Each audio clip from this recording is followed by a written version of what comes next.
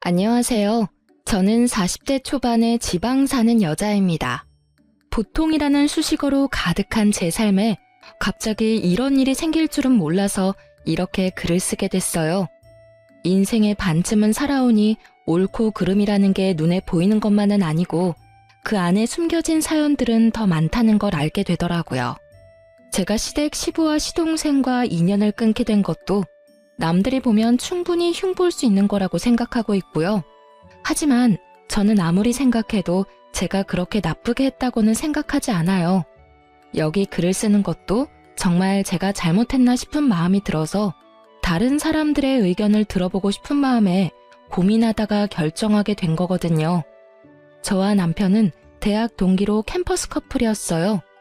많은 커플들이 사회생활에 들어가면 헤어졌지만 저는 남편과 계속 함께했고 그 덕에 결혼까지 하게 됐죠. 결혼 후 아이를 낳고 둘이 열심히 번 돈으로 지방에 있는 아파트를 자가로 사서 들어갈 정도였으니 저희도 열심히 살아온 것은 틀림이 없었어요. 결혼 때 친정은 기댈 수도 없을 정도로 힘든 상태였고 시댁도 시모 혼자 돈을 벌어서 사느라 지원을 받을 수도 없는 상황이었어요. 시모는 워낙 꼼꼼하고 차분한 분이라 젊을 적부터 한 푼 한 푼 열심히 모아 겨우 마련한 아파트를 한 채 가지고 계셨어요. 처음에는 시모와 제가 잘 맞지 않다고 생각했거든요.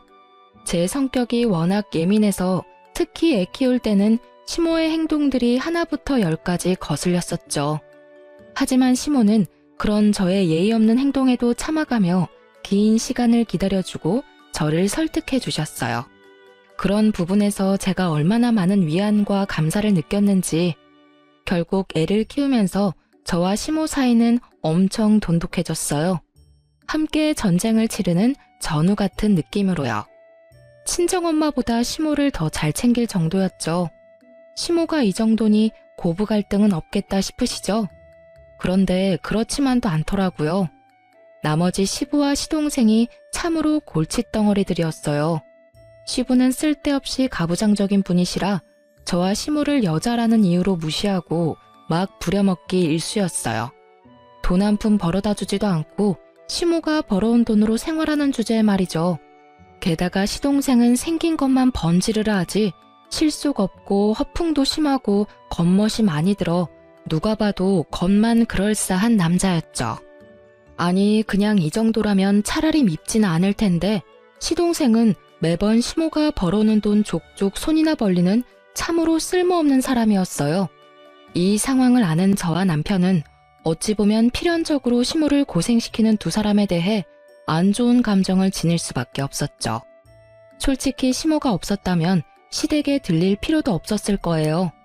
제가 시부와 시동생에게 철저하게 실망하게 된 건 남편과 결혼한 지 8년이 넘어갈 때쯤이었어요. 그 해에는 남편과는 나이 차이가 많이 나는 시동생이 결혼을 이야기를 꺼냈죠. 시동생은 당시 번듯한 직업이 없었고 근무한 횟수가 꽤 되는데도 돈 한 푼 없이 결혼을 하게 된 상황이었어요. 솔직히 결혼이라는 걸 해보신 분들은 다들 아시겠지만 하나부터 열까지 다 돈이잖아요. 저는 친정이 그리 잘 살지 못해서 그렇게 할 엄두도 못 냈지만 남편은 워낙 태생이 단단한 사람이거든요. 그런 사람 있잖아요. 주머니에 돈 들어가면 잘 안 나오는 사람. 그렇다고 구두쇠는 아니고 정말로 필요할 때는 돈을 쓰는 그런 사람이었어요. 당시 친정아버지가 아프셔서 집안이 휘청했는데 그때 도와준 게 남편이었어요. 그리고 결혼식은 간소하게 하자고 했었고 저는 너무나도 고마운 마음으로 그렇게 하기로 했었죠. 어쨌든 이런 남편과는 전혀 다른 게 시동생이었거든요. 헐렁하고 경제관념도 그닥 없는 데다가 보여주기식 소비를 무척 좋아하는 사람이었거든요. 그런 사람이 결혼을 하겠다고 하니 처음에는 저와 남편이 말렸어요. 나이가 많은 것도 아닌데 왜 빨리 결혼할 거냐고요. 그런데 상대방 여자 쪽이 이미 임신을 한 상태라 마냥 기다리라고 할 수도 없는 노릇이었어요. 결국 시동생의 결혼 비용은 결국 시모의 통장에서 모두 다 나가게 되었어요. 전세 비용 보태달라는 게 5천만 원에 결혼식에 필요한 대부분의 돈을 시모에게서 마련했어요. 거기에다 더 열받는 건 시동생 와이프 될 사람이었어요. 서로 주고받기 없기로 하자고 이미 이야기가 끝났는데도 비싼 명품백과 다이아 반지 귀걸이 세트를 가지고 싶다고 시모에게 직접적으로 말했다고 하더라고요. 결국 그 돈까지 마련하느라 시모는 여기저기 일을 많이 다녔어요. 방판에 식당 일에 시간 날 때는 배달 일까지 진짜 온갖 일을 다 하셨거든요. 자식이 웬수라고 결국 참다 못한 저는 총대를 메고 시동생을 불렀죠. 도련님, 결혼하는 건 어쩔 수 없는데요. 좀 약소하게 치를 생각은 없어요? 저러다 어머님 힘들어서 쓰러지면 어쩌려고 그래요. 형수가 뭔데 우리 집 일에 나서요. 우리 엄마고 엄마가 자식 결혼할 때 돈 대주는 건 당연한 거 아니에요? 그 정도도 못 해주면 그게 부모냐고요. 자식 결혼할 때 왜 돈 대주는 게 당연해요? 형은 결혼할 때 어머님한테 돈 한 푼 빌린 적 없거든요. 그리고 도련님 눈에는 제가 남처럼 보여요? 당연하죠. 형이랑 결혼했다고 제 누나가 되는 건 아니잖아요. 솔직히 가족처럼 굴면서 이렇게 선 넘는 것도 진짜 불쾌하거든요. 나 참 자기가 뭐라도 되는 것 마냥 나서기는 왜 나서? 형수가 나한테 돈 줄 거 아니면 신경 쓰지 마세요. 이야기를 듣는데 뒷골이 팽팽하게 당기더라고요. 살다 이런 싸가지 없는 놈은 처음 봤거든요. 형이랑 결혼했으면 가족이지 가족이 아니라고 말하는 저 말본새부터가 아주 싹수 노란 놈이란 것만은 확신했죠. 저의 이런 참견에도 결국 시모는 과로와 스트레스로 병원 신세를 지게 됐어요. 시모는 예전에 위암을 앓은 적이 있었는데 이번에는 혈액암이 온 것 같다고 하더라고요. 청천벽력 같은 소리에 남편과 저는 침울하기만 했어요. 애를 친정에 맡기고 시모의 간병을 하느라 저는 바쁘기만 했고 남편은 그런 저에게 매일 미안하다고만 했어요. 내가 어머님한테 진 마음의 빚이 있어서 이렇게 하는 것뿐이니까 그런 생각하지 말라고 했지만요. 그런데 이 와중에 시동생은 결혼 준비하느라 아주 정신이 없었어요. 아파서 일어나지도 못하는 시모에게 매번 문병 와서는 돈 이야기만 하는 시동생을 보며 한 대 쥐어받고 싶다는 생각을 할 때 시부에게서 전화가 왔어요. 넌 시어머니가 없으면 네가 와서 시아버지 밥상 차려줄 생각을 해야지. 어디서 뭘 하고 있는 거야? 배고프니까 당장 들어와서 밥 차려라. 소리를 들어보니 술 한 잔 걸쳤더라고요. 저는 시부에 대한 마음이 별로 좋질 않았어요. 시모가 예전부터 일도 하지 않고 집에서 밥만 축내는 시부를 견디기 힘들어했다는 걸 알고 있었거든요. 제 눈에는 시부도 시모가 병에 걸린 원인균처럼 보였죠. 저는 시모 간병 때문에 바쁘고 갈 생각도 없으니 시부 집 근처에 있는 도시락 가게에 전화해서 도시락을 시켰어요. 그것도 제 나름의 성의였다고 생각하거든요. 못 본 척 안 한 것도 용하다고 생각하는데 시부가 전화가 왔더라고요. 너 이딴 걸 지금 밥이라고 시켰어? 이런 맛없고 성의 없는 음식을 누가 먹어? 당장 와서 밥 차려. 네가 시모가 없으니까 시아버지 머리 꼭대기까지 올라오려고 지랄 떨지. 어디 한판 해볼래? 형수, 저도 집에 있는데 와서 저랑 여자친구 밥도 좀 차려주세요. 우리 밥도 못 먹고 배고프거든요. 우리 애도 오늘 뱃속에서 배 굶고 있을 텐데. 시부 옆에서 시동생까지 이딴 소리 짓거리니 저는 열이 받아서 알겠다고 전화를 끊고 김밥 3줄을 시켜줬어요. 안 시켜준 건 아니니 알아서들 배는 채우겠죠. 김밥 도착하고 전화가 또 오더군요. 전화를 받았더니 이번에는 시동생의 역정내는 소리가 들렸어요. 그런데 이번에는 저도 가만히 안 있었어요. 형수, 지금 사람이 몇 명인데 꼴랑 김밥 3줄이에요? 그리고 임신한 사람 있는 거 뻔히 알면서 이런 음식 해주면 기분이 좋아요? 상식이 없는 거야, 정신이 없는 거야? 뭐? 상식? 너 그리고 왜 나한테 반말이야, 이 미친 도련님아. 내가 분명 지금 정신이 없다고 말했지? 도련님이 저번에 나한테 저는 가족이 아니라면서. 그런데 밥은 왜 저한테 얻어먹으려고 지랄인데? 그리고 가족 중에 멀쩡하게 돈 잘 벌고 있는 남편 제외하고는 아무도 어머님 간병을 안 해서 아무 관계도 없는 내가 대신해서 간병 중이잖아. 그러면 도련님이 나한테 간병비 갖다 바쳐도 모자란 거지. 어딜 밥을 내놓으라 명령질이야? 아니요. 그럼 며느리가 돼서 시어머니 간병도 안 하려고 했어요? 그건 당연한 거지. 돈을 주고 말고 할 것도 없이. 아니, 뭐 엄마가 나 때문에 병 걸린 것도 아니고 왜 갑자기 화살을 나한테 돌려요? 그럼 옆에 있는 분한테 간병하라고 하시면 되잖아. 곧 며느리 될 건데. 다이아 반지 세트랑 명품 가방까지 받았으면 할 도리는 다 하고 보내드려야 맞지 않나? 그리고 도련님, 네가 지금 돈 한 푼 없이 장가간다고 해서 어머님이 그 돈 마련하느라 과로해서 지금 암 재발한 거라고 난 생각하거든요. 도련님이 인간으로 태어났으면 어머님한테 이러면 안 되지. 그걸 왜 저한테 화내냐고요.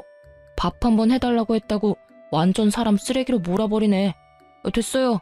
밥 해주기 싫으면 해주지 마요. 우리가 돈이 없는 것도 아니고. 결국 저의 지랄 같은 말에 시동생은 전화를 끊더군요.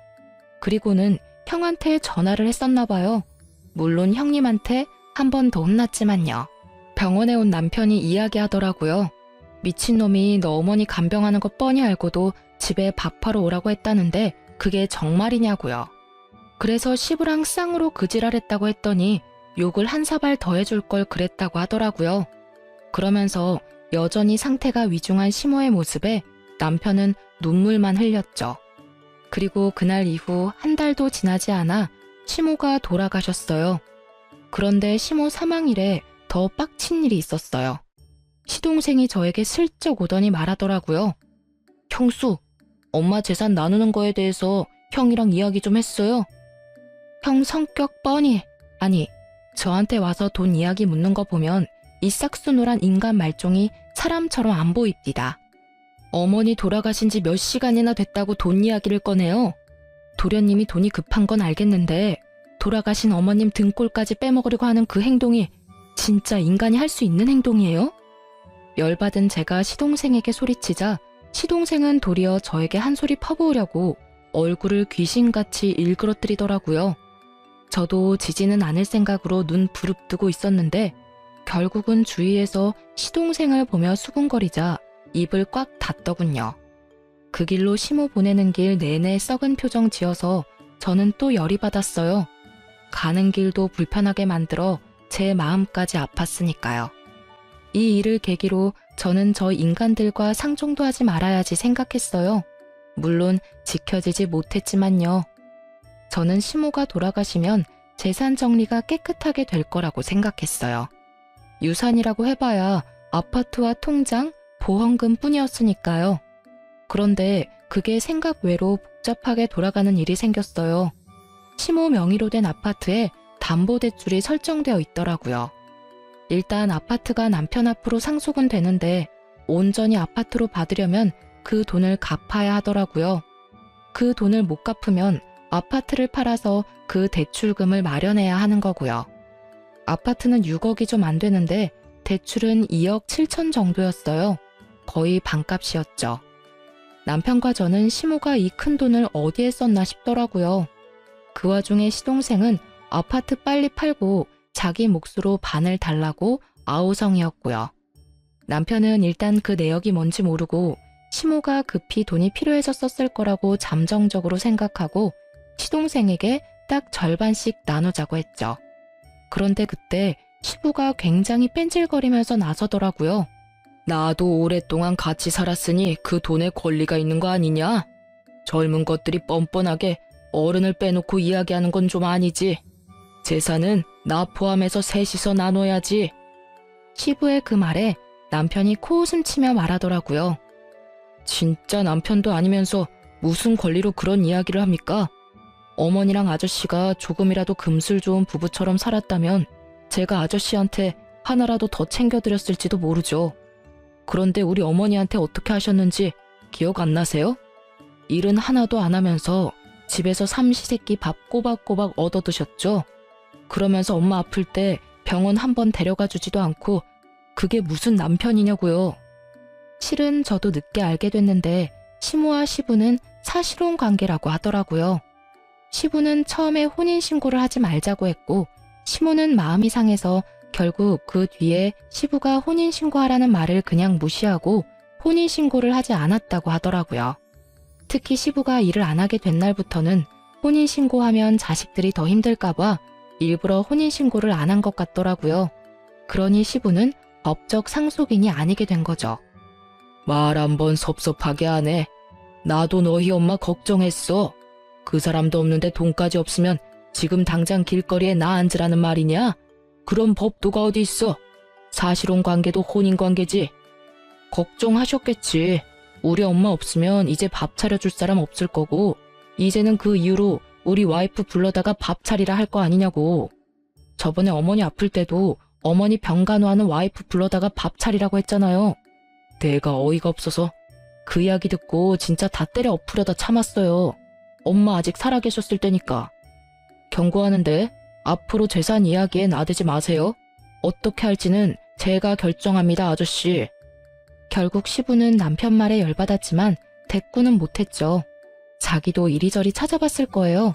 사실혼 관계라는 것만으로는 아무것도 받을 수 있는 게 없다는 걸 알았겠죠. 시부는 남편과 대화가 통하지 않으니 시동생을 이용하려 하더군요. 며칠 뒤 부동산에서 연락이 왔어요. 동생분이 너무 재촉하는 바람에 이쪽도 곤란한데 금매라면 더 싸게 내놓을 생각 없냐고요. 저와 남편은 그때 시모 유품을 정리 중이었거든요. 남길 만한 추억이 되는 물건이나 물려받을 만한 귀중품을 제외하고는 다 버릴 생각으로 정리 중이었는데 그 전화가 오니 남편은 화가 나서 시동생을 불렀어요. 그리고 그때 시모의 화장대 아래에서 대량의 장부가 나왔어요. 그걸 확인하니 시모가 써둔 가계부였어요. 그 꼼꼼한 성격만큼 10원짜리 하나까지 내역이 싹 다 적혀 있더라고요. 그리고 그걸 보다가 아파트 담보대출이 왜 생긴 건지를 알았어요. 시모가 둘째에게 대출해주고 차용증 받아놓은 게 있더라고요. 결국 남편 극대노해서 시동생 오자마자 난리쳤어요. 야, 너 이거 뭐야? 엄마 장부에 너한테 돈 빌려준 거 적혀있던데 엄마가 너한테 돈 빌려준 거 왜 이야기 안 했어? 너 우리가 이거 못 찾았으면 돈 받을 때까지 거짓말할 작정이었어? 형, 봤어? 설마 내가 말 안 했겠어? 나도 오늘 할까 내일 할까 생각하고 있었어. 뭐 형이 먼저 알게 됐으니까 말할 것도 줄었네. 돈이 좀 필요했는데 아버지가 아파트 담보대출 받으면 된다고 가르쳐줘서 엄마한테 부탁했지. 그 이야기를 듣는 동안 남편의 흥분한 얼굴이 냉정하게 가라앉는 걸 봤어요. 아, 정말 화가 엄청 났구나 싶었죠. 그래서 제가 물었죠. 그러면 도련님, 그 대출금은 어디에 쓰신 거예요? 개인이 빌리기에는 큰 돈이고 그렇다고 도련님이 집을 가지고 계신 것도 아니고. 전세금마저 시모에게 빌릴 정도면 집이 없다는 생각이 들어서 물어봤는데 돌아오는 대답에 저와 남편은 벙쪘어요. 아, 그거요? 재개발되는 곳 있는데 거기 건물이 5억짜리거든요? 근데 재개발되면 금액이 엄청 뛸 거잖아요. 그거 생각하고 빌린 거고 아직 잘 갖고 있어요.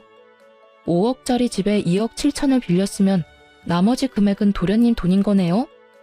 그쵸. 그것도 은행에서 빌려서 지금 원금이랑 이자만 거의 200만 원 넘게 나와요. 솔직히 이번에 아파트 팔고 자동으로 갚으면 내야 할 대출금도 줄어드니까 저도 좋죠. 실실 쪼개며 말하는 시동생에게 남편이 결국 참지 못하고 버럭 화를 냈어요. 야, 그걸 자랑이라고. 너 장부에 어머니가 너한테 돈 빌려준 게 얼마인지나 알아? 대출금만 차용증이 있을 뿐이고 그 이후로 네가 매달 20~30씩 야금야금 가져간 것까지 계산하면 장난 아니거든? 그런데 너 처음에 시치미 떼고 아파트 처분하고 3억 절반으로 나누자고 했지?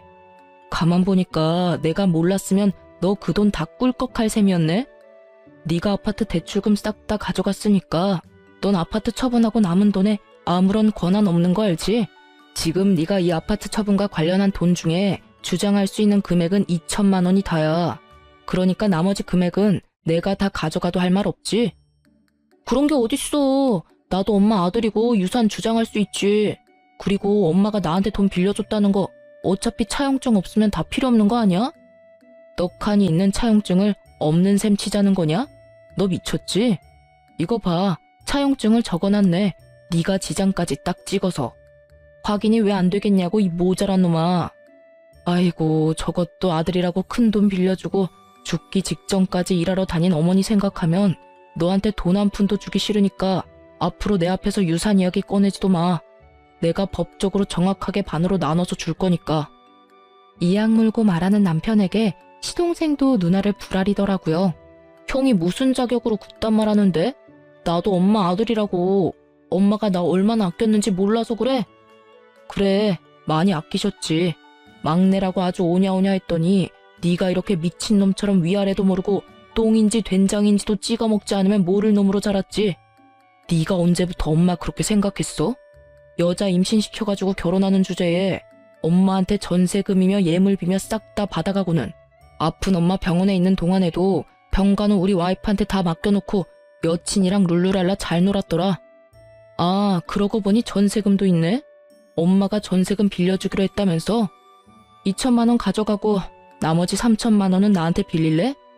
나는 엄마랑 다르게 이자 꼬박꼬박 받을 건데 괜찮으면 그렇게 하고. 예물비는 네가 알아서 마련해. 대출금도 반으로 줄 텐데 알아서 잘할 수 있겠지. 너 앞으로 돈 이야기 내 앞에서 하면 진짜 호적 파버릴 거야. 그리고 이 집 팔리면 바로 짐 뺄 수 있도록 짐 챙겨놔. 결국 저희는 시모 물건을 챙겨 집으로 돌아왔어요. 집으로 돌아오는 차 안에서 남편이 그러더군요. 슬퍼해도 모자랄 시간에 저런 것들 상대하고 있으니 지금 자기가 뭐 하는 건지 모르겠다고요. 엄마 가는 길에 자식들끼리 싸우는 모습 보이기 싫은데 진짜 생각 없이 사는 저 사람들 때문에 죽겠다고 말이죠. 결국 남편은 결정했어요. 집안의 돈 정리, 관계 정리 싹 다 깨끗하게 해버리기로요. 그렇게 시모 사후에 남편은 법적으로 아무런 문제 없도록 하나부터 10까지 정리하기 시작했어요. 시모 앞으로 된 재산은 아파트와 생명보험금이 2억 정도 있더군요. 보험금이 있다는 걸 알게 된 시동생은 또 급하게 찾아와 남편에게 말하더라고요. 엄마 생명보험금은 나한테도 받을 자격 있잖아. 반은 줘야지. 나 요새 돈 없어서 힘들다고. 너 아파트 대출금 없어져서 이제 좀 살만하지 않냐? 그거만 없어도 대출금 절반으로 줄어들 텐데 왜 그렇게 앓는 소리야? 대출금 줄어든 대신에 전세금이랑 예물비 때문에 또 돈 빌렸어. 자기가 쪼들리니 계속 재촉하더라고요. 남편이 계속 재촉하니 어쩔 수 없이 보험을 확인했죠. 그런데 시모가 죽기 직전에 생명보험금 수익자를 법정 상속인에서 제 이름으로 바꿔놨더라고요.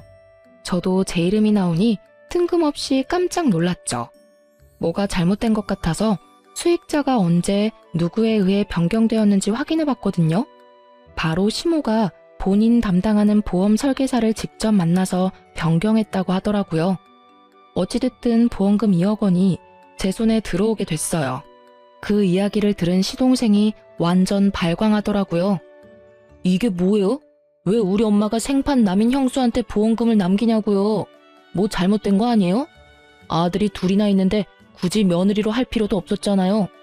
이거 혹시 형수가 엄마 꼬셔서 수익자 변경한 거 아니냐고요? 엄마 옆에서 알랑방구 떨면서 들러붙어 있을 때부터 알아봤어야 하는데 너, 네 형수한테 그게 무슨 말버릇이야? 어머니 보험 설계사가 네가 돈을 마구잡이로 쓰는 바람에 어머니가 직접 수익자 변경했다더라. 네가 그렇게 못 믿겠으면 내가 보험 설계사한테 전화해서 왜 수익자가 변경됐는지 물어보자. 남편은 바로 보험 설계사에게 전화했어요. 네, 안녕하세요. 수익자 변경한 것 때문에 제 동생이 의문점이 있다고 해서 연락드렸어요. 혹시 수익자 변경을 왜 했는지 지금 말씀 좀 해주시겠어요? 아, 네네. 돌아가시기 2달 전쯤 병원을 다녀오고 나서 저를 만나자고 하셨어요. 그때 수익자를 변경했어요. 수익자를 며느리 앞으로 한다길래 제가 여쭤봤거든. 장성한 아들이 둘이나 있는데 며느리한테 변경하는 이유라도 있냐고요.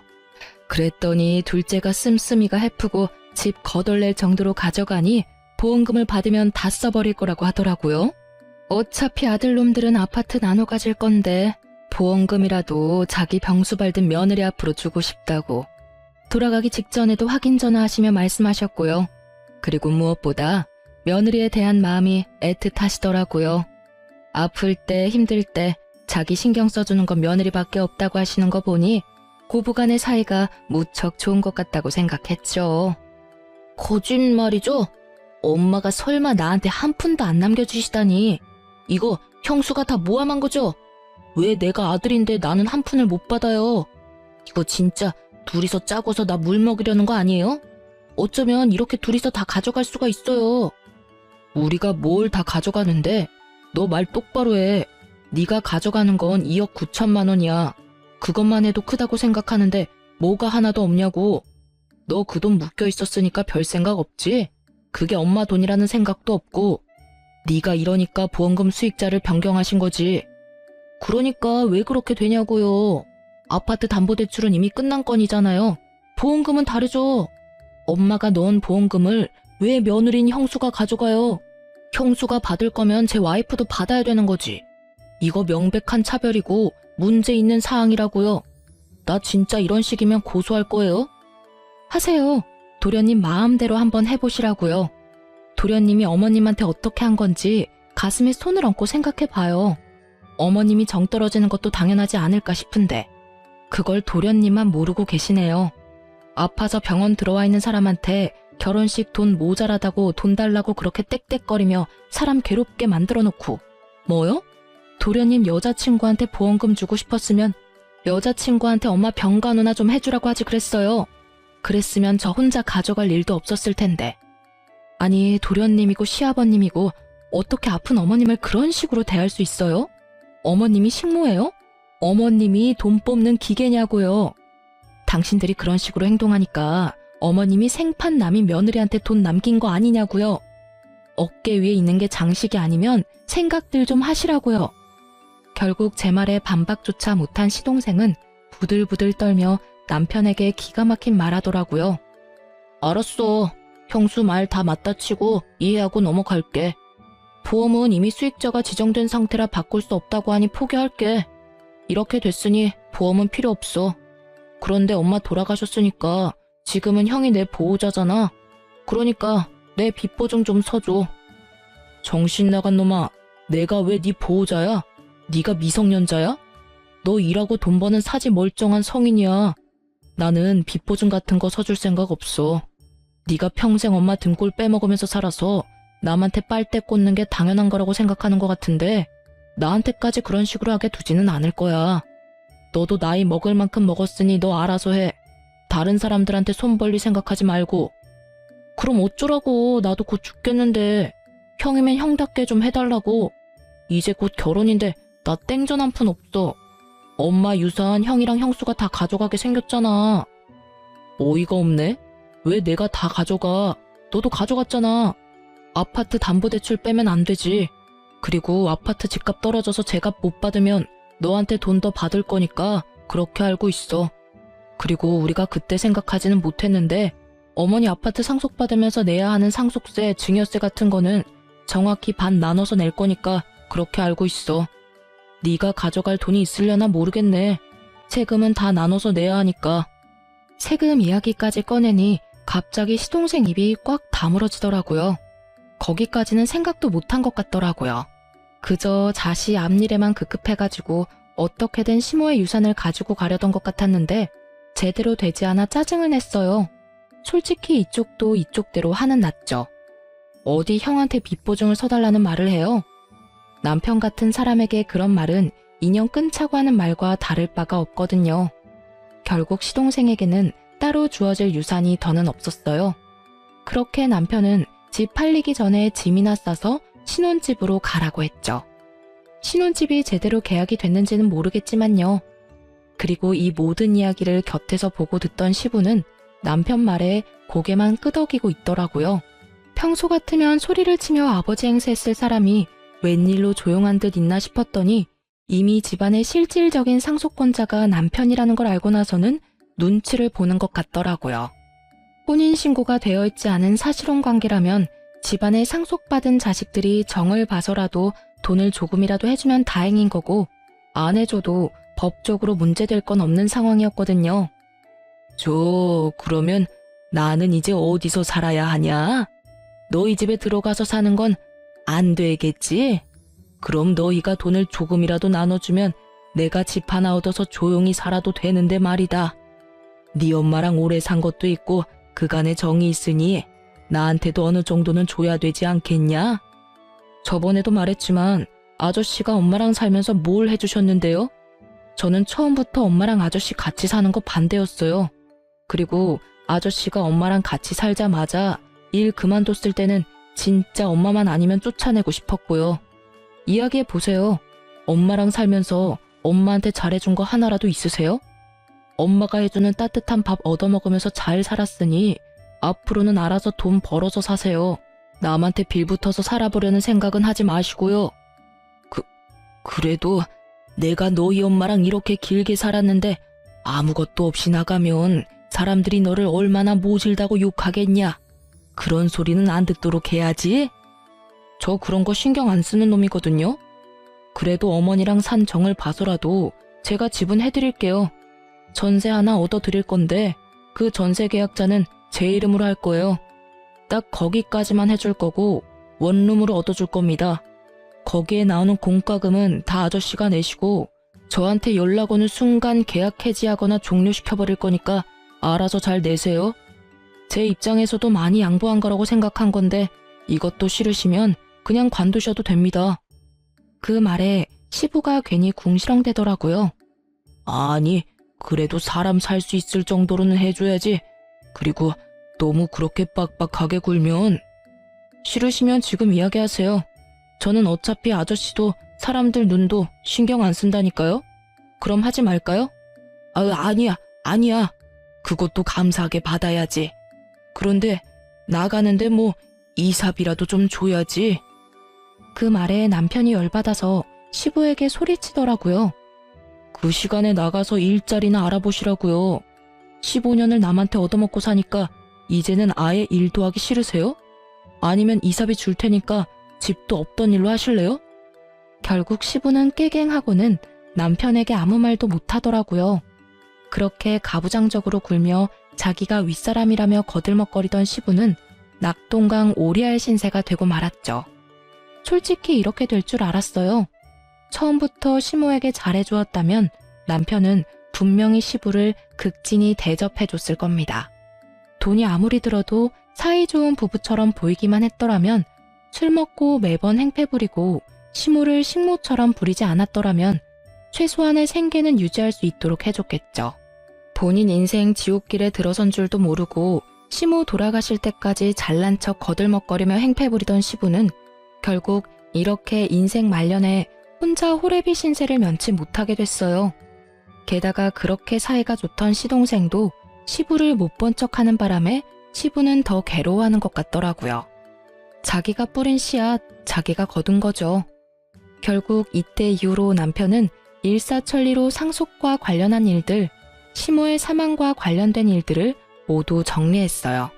그리고 시동생이며 시부 얼굴은 보고 싶지도 않다고 하며 이야기가 나올 때마다 치를 떨었죠.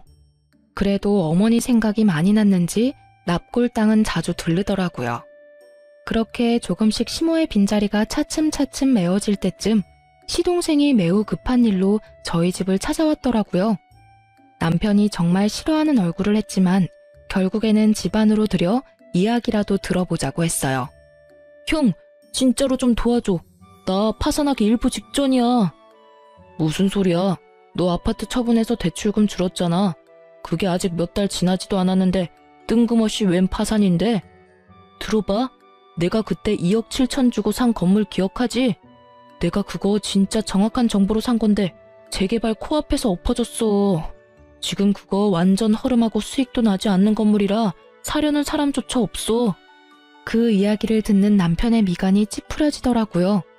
이미 이야기 처음부터 남편의 심기를 건드리는 말들이 나왔거든요. 그럼 질질 끌 게 아니라 팔아야지. 헐값에라도 팔아야지. 본전 보고 판다는 생각을 하니까 대출 원금의 이자까지 아직 나가고 있는 거 아니야. 나도 그 생각했지.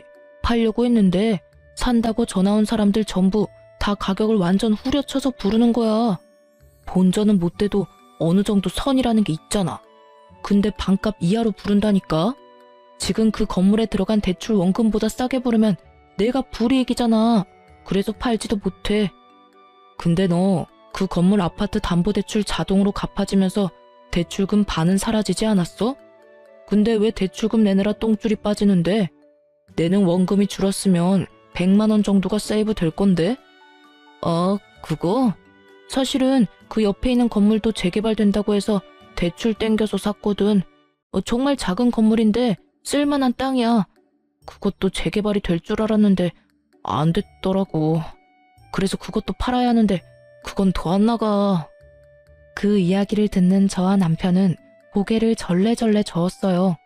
이건 뭐 스스로 자기 무덤 연락에 파고 있으니 도와줄 수가 없겠더라고요. 솔직히 그 돈이 생활비로 나가서 빌린 돈이라면 갚아줄 생각도 있었어요. 살다 보면 그런 일도 있잖아요. 애가 생기고 갑자기 가게 지출비가 늘어나는데 모아놓은 돈은 없고, 그렇게 빌렸다면 정말 저도 도와줄 생각이 있었는데 또 재개발 환상에 빠져서 쓰러져가는 건물을 샀을 줄이야. 생각지도 못한 이유에 저는 맥이 탁 풀려버렸어요. 차라리 파산하고 개인회생을 신청하는 게 본인에게는 좋은 일이 아닐까 하는 생각도 들었을 정도였죠. 형수, 제발 나 좀 도와줘요. 어차피 형수 앞으로 엄마 보험금 나왔잖아요. 그거에다 형이 받은 아파트 처분한 돈이면 넉넉하잖아요. 한 1억? 아니, 1억 5천 정도만 빌려줘요. 저 건물 팔리면 갚아줄 테니까. 제가 왜 그 돈을 갚아줘야 해요? 그리고 어머님이 남긴 피 같은 돈, 그런 곳에 쓰고 싶지도 않아요. 아니 도대체 무슨 자격으로 어머님 목숨값을 달라고 여기 와서 돈을 빌려달라고 할 수 있어요? 그리고 저는 잊지 않았어요. 도련님이 저한테 하신 말씀요. 생판 남인 저한테 가족이 아니라고 하셨죠? 도련님이 저를 가족으로 생각하지 않았으니 저도 도련님을 가족으로 생각 안 해요. 저는 어머님이랑은 달라서 도련님한테 돈 다 줘가면서 일 해결하도록 두지는 않을 거예요. 정말로 그 딱한 사정을 어떻게든 하고 싶었다면 일단 푼돈에라도 그 건물들 팔고 그 돈으로 원금 갚은 뒤에도 힘들면 찾아와야죠. 그 건물은 있는 대로 놔두고 싶고 돈은 돈대로 쪼들리니까 누군가에게 편하게 빌리고 싶고, 그런 생각하면 어디에서도 도련님 도와줄 사람 못 찾아요. 그때 일을 아직까지 마음에 두고 있었어요? 화 풀어요. 남이라고 한 거는 그냥 화가 나서 던진 말이고, 형님 와이프면 우리 조카 엄마인데 내가 설마 형수님을 정말 남으로 생각했을 리가 없잖아요. 그리고 푼돈으로 그 건물 파는 건 절대로 말이 안 되죠. 솔직히 재개발이 엎어졌다고는 하지만 또 언제 재개발 구역에 포함될지 모르는 일이고, 재개발되고 나면 그 일대도 땅값 오를 테니까 그때까지만 잘 버티면 돈 더 벌 수 있는데, 그때까지 버틸 수 있을 만큼의 돈이 있는 사람들에게나 해당되는 일이잖아요. 지금 당장 죽고 못 살겠다며 형한테 달려오는 사람이 무슨 미래를 말하는데요? 지금 당장 도련님한테 미래가 있긴 해요. 그거 못 팔면 우리는 도와줄 생각 없어요. 그런 제 말에 시동생은 도리어 저와 남편을 이해가 안 된다는 표정으로 바라보더라고요. 본인만의 생각이 너무 확고해서 다른 사람 의견은 귀에 들어오지도 않는 중증이었어요. 너 이러는 거 네 와이프도 알아? 애도 곧 있으면 태어난다고 하지 않았어? 예정일이 다음 달인가 그랬던 것 같은데. 와이프는 얼마 전에 집 나갔어. 전셋집도 자기가 생각하는 만큼 못 가졌다고 엄청 싫어했는데 결혼식 할 때 쓸 다이아 반지 세트랑 명품백도 원하는 거 못했거든. 돈이 너무 없어서. 엄마 돌아가시고 나면 유산 나오니까 그걸로 하면 된다고 달랬는데 유산이 없었잖아. 아파트는 내 대출금에 깎여버리고 보험금은 형수가 수익자가 돼서 한 푼도 받은 게 없으니까. 그 이야기하고 다음날 집 나갔어. 이야기를 들어보니 그 여자도 남편이 집에 돈이 좀 있다고 생각하고 시집 온 것 같더라고요. 그런데 알고 보니 완전 빈털터리에 빚만 가득하다는 걸 알고는 빚이 자기한테 넘어오기 전에 튄 걸로 보이더라고요. 솔직히 여자가 야가 빠졌다는 생각을 하기는 했는데 시동생 꼴이 저 모양이니까요. 저런 남자와 결혼하면 평생이 가시밭길 아니겠어요? 그런 여자의 선택을 야속하다 할 수도 없는 노릇이죠. 그런데 그 여자가 참으로 약삭빠르게 결혼식을 하면서 비걱거리니까 혼인신고를 안 했대요. 시동생이 무슨 사고를 쳐도 그 여자에게는 아무런 문제도 없겠죠. 참 장가 잘 갔다는 생각을 했어요. 우리는 알려주지 못하는 인생의 쓴맛을 그 여자가 알게 해주었으니 말이죠. 큰 인생 경험을 한 시동생이었지만 결국 그런 큰일에도 크게 변함은 없었습니다. 그리고 시동생의 이야기를 들은 저희는 시동생을 도와주지 않았어요. 우리가 도와주지 않더라도 그 건물들을 처분하면 살 길이 나오니까요. 그런데 결국에는 시동생이 그 돈을 다 못 갚아서 전부 경매로 넘어갔고 결국 파산 신청에 들어갔다고 하더라고요. 나중에 알고 보니 전세금의 카드빚까지 상당했다고 하더라고요. 그 카드빚은 거의 대부분이 그 여자에게 쓴 것들이었고요. 그런 시동생이 집까지 잃고 간 곳이 어디인지 아세요? 바로 남편 명의로 남편이 계약해준 시부의 전셋집이었답니다. 집주인이 연락 왔었거든요. 계약했을 때는 한 사람이었는데 왜 두 사람이 사냐고 말이죠. 남편은 그분 아들이니 크게 걱정 안 해도 되고 문제가 생기면 연락만 달라고 했죠. 남편이 신경 쓰여 하길래 제가 근처 한번 가서 확인해 봤거든요. 두 사람이 어떻게 지내는지. 시부는 시모 살았을 적에는 빳빳하게 다린 셔츠와 바지를 입고 동네 돌아다니며 사장 소리 들으면서 떵떵거리며 지냈거든요. 그런데 지금은 다림질은커녕 빨래도 제때 못해서 호레비 냄새나는 몰골로 동네 돌아다니며 여기저기 돈 되는 일 받아서 하고 있더라고요. 그렇게 사이좋던 시동생은 그 집에 들어가서는 시부부터 쫓아내려고 안달이 났다고 주변에서 전하더라고요. 시부 인생도 참으로 딱했어요. 시모와 남편에게 강압적으로 굴더니 결국에는 끈떨어진 뒤움박 신세가 됐잖아요. 이래서 있을 때 잘하라는 말이 생긴 것 같아요.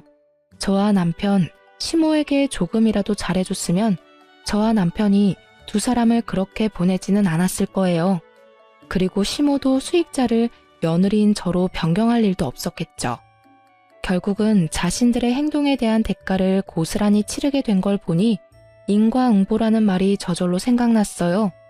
스스로 열심히 지옥길 걸어가는 걸 충분히 옆에서 말렸음에도 역시나 포기하지 못하는 걸 보니 앞으로도 우리 부부와 만날 일은 없을 것 같아요. 그렇지만 시모의 마음을 생각하면 지금이라도 시동생과 시부가 제정신을 차려줬으면 싶어요. 긴 글을 쓰면서 참 많은 생각을 했어요. 특히 돌아가신 시모 생각이 가장 많이 났죠. 그분이 있었을 때 제가 해야 했었을 일들, 잘못된 걸 바로 잡기 위해 제가 할 수 있었을 일들을 생각하며 후회하게 되네요. 그러니 글을 읽고 계시는 분들, 있을 때 잘하라는 말이 괜히 있는 게 아니더라고요. 마음을 다하고 절대 나중에 후회하지 마세요.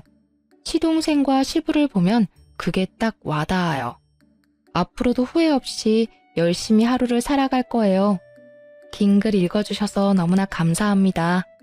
모든 이들의 앞날에 축복이 깃들기를 바라며 이 글을 마치겠습니다.